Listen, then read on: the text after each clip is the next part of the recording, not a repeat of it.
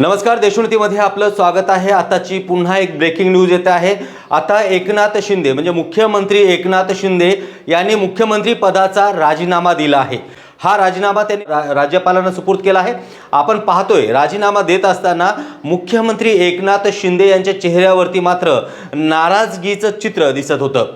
यावेळी देवेंद्र फडणवीस, अजित पवार आणि दीपक केसरकर देखील या ठिकाणी उपस्थित होते।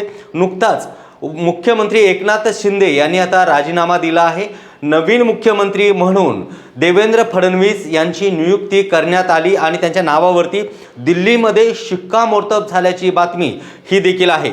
आपण पाहतोय की आता शपथविधी कधी होणार आणि शपथविधीनंतर या ठिकाणी मंत्रिमंडळ स्थापन होत असताना कुणाला किती मंत्रिपद दिल्या जातं हे पाहणं गरजेचं आहे। पण आता मिळालेल्या माहितीनुसार जवळपास भाजपाचे 20 आमदार हे मंत्रिपदाची शपथ घेणार असल्याची माहिती आम्हाला सूत्रांकडून मिळत आहे। त्याचबरोबर अजित पवार गटाला देखील जवळपास 4 आमदारांना मंत्रिपद मिळेल अशी देखील माहिती आमच्याकडे आहे।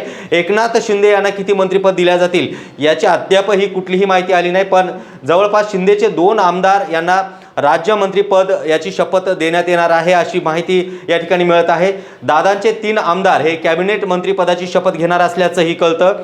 जवळपास आतापर्यंत 4-3 असा आकडा समोर येतोय आणि दादांचा 1 आमदार यांना राज्यमंत्रीपद देण्यात येणार असल्याची माहिती देखील सूत्राच्या माहितीकडून मिळतंय।